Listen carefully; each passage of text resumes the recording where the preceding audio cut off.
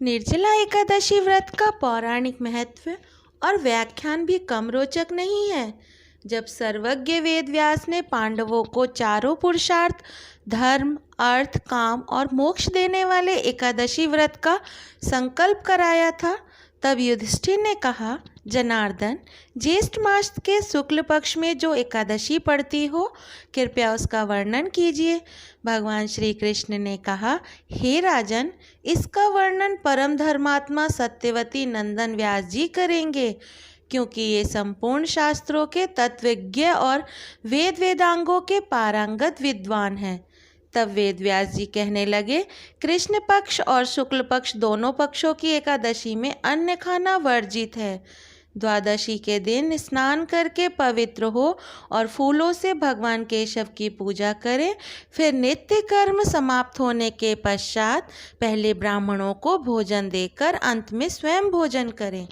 यह सुनकर भीमसेन बोले, परम बुद्धिमान पितामह, मेरी उत्तम बात सुनिए। राजा युधिष्ठिर, माता कुंती, द्रौपदी, अर्जुन, नकुल और सहदेव ये एकादशी को कभी भोजन नहीं करते तथा मुझसे भी हमेशा यही कहते हैं कि भीमसेन एकादशी को तुम भी ना खाया करो, परंतु मैं उन लोगों से यही कहता हूँ कि मुझसे भूख नहीं सही जाएगी।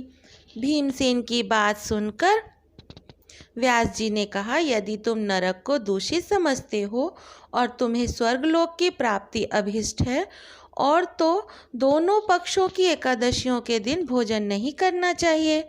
भीमसेन बोले, महाबुद्धिमान पितामह, मैं आपके सामने सच कहता हूँ, मुझसे एक बार भोजन करके भी व्रत नहीं किया जा सकता, तो फिर उपवास करके मैं कैसे रह सकता हूँ। मेरे उदर में वृक नामक अग्नि सदा प्रज्वलित रहती है, अतः जब मैं बहुत अधिक खाता हूँ तभी यह शांत होती है। इसलिए महामुनि, मैं पूरे वर्ष भर में केवल एक ही उपवास कर सकता हूँ जिससे स्वर्ग की प्राप्ति सुलभ हो तथा जिसके करने से मैं कल्याण का भागी हो सकूँ। ऐसा कोई एक व्रत निश्चय करके बताइए, मैं उसका यथोचित रूप से पालन करूँगा। व्यास जी ने कहा, भीम, ज्येष्ठ मास में सूर्य वृष राशि पर हो या मिथुन राशि पर शुक्ल पक्ष में जो एकादशी हो उसका यत्न पूर्वक निर्जल व्रत करो।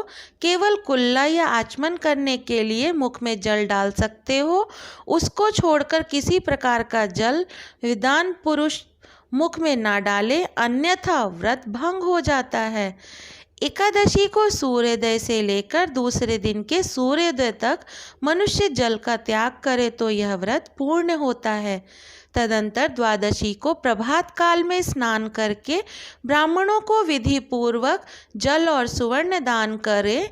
इस प्रकार सब कार्य पूरा करके जितेंद्रिय पुरुष ब्राह्मणों के साथ भोजन करें।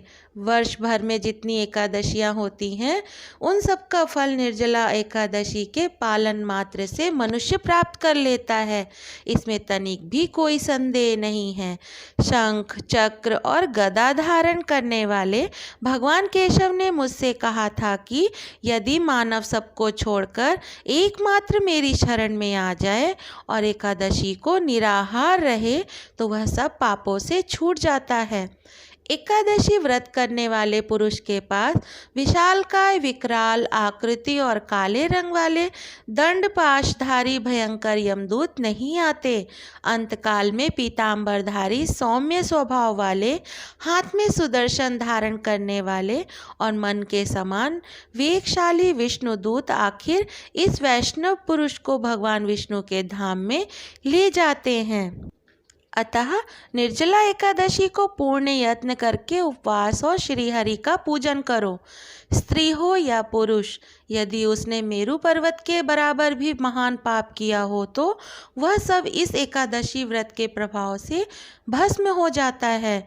जो मनुष्य उस दिन जल के नियम का पालन करता है वह पुण्य का भागी होता है। उसे एक एक प्रहर में कोटि कोटि स्वर्ण मुद्रा दान करने का फल प्राप्त होता सुनाया गया है।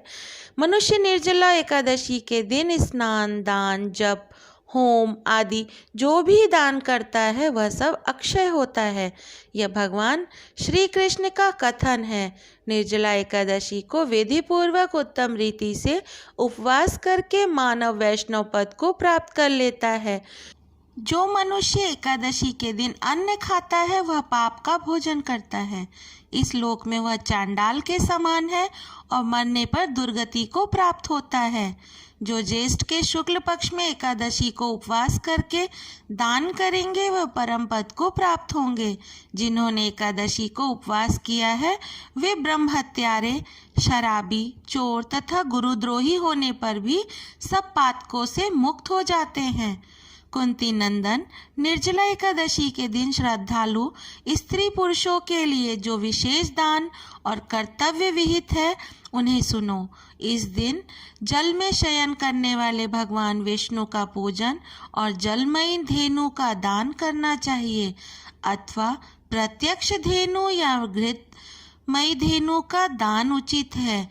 पर्याप्त दक्षिणा और भांति भांति के मिष्ठानों द्वारा यत्न पूर्वक ब्राह्मणों को संतुष्ट करना चाहिए। ऐसा करने से ब्राह्मण अवश्य संतुष्ट होते हैं और उनके संतुष्ट होने पर श्रीहरि मोक्ष प्रदान करते हैं।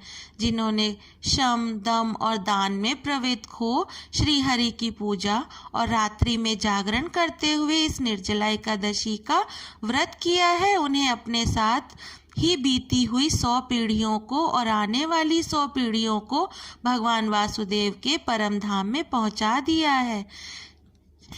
निर्जला एकादशी के दिन अन्न, वस्त्र, गौ, जल, शैया, सुंदर आसन, कमंडलू तथा छाता दान करने चाहिए। जो ज्येष्ठ तथा सुपात्र ब्राह्मण को जूता दान करता है वह सोने के विमान पर बैठकर स्वर्गलोक में प्रतिष्ठित होता है। जो एकादशी की महिमा को भक्तिपूर्वक सुनता है अथवा उसका वर्णन करता है वह स्वर्गलोक में जाता है। चतुर्दशी युक्त अमावस्या को सूर्य ग्रहण के समय श्राद्ध करके सब मनुष्य जिस फल को प्राप्त करता है वही फल इसके श्रवण से भी प्राप्त होता है।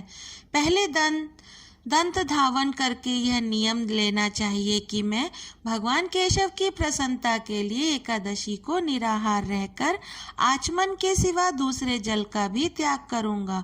द्वादशी को देवेश्वर भगवान विष्णु का पूजन करना चाहिए। गंध, धूप, पुष्प और सुंदर वस्त्र से विधि पूर्वक पूजन करके जल के घड़े के दान का संकल्प करते हुए निम्नांकित मंत्र का उच्चारण करें।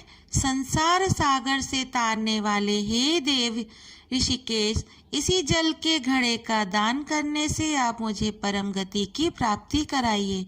भीमसेन ज्येष्ठ मास में शुक्ल पक्ष की जो शुभ एकादशी होती है उसका निर्जल व्रत करना चाहिए।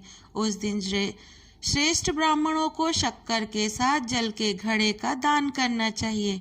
ऐसा करने से मनुष्य भगवान विष्णु के समीप पहुंचकर आनंद का अनुभव करता है। तत्पश्चात द्वादशी को ब्राह्मण भोजन कराने के बाद स्वयं भोजन करें। जो इस प्रकार पूर्ण रूप से पापनाशनी एकादशी का व्रत करता है वह सब पापों से मुक्त हो आनंदमय पद को प्राप्त होता है। यह सुनकर भीमसेन ने भी इस शुभ एकादशी का व्रत आरंभ कर दिया। तब से यह लोक में पांडव द्वादशी के नाम से विख्यात हुई। ज्येष्ठ शुक्ल पक्ष एकादशी के ही दिन भगवान श्री कृष्ण ने देवी रुक्मणी का हरण किया था। अतः यह एकादशी रुक्मणी हरण एकादशी के नाम से भी जानी जाती है। अगर आपको ये जानकारी अच्छी लगी हो तो प्लीज़ चैनल को सब्सक्राइब करना बिल्कुल भी मत भूलिएगा। हरे कृष्णा।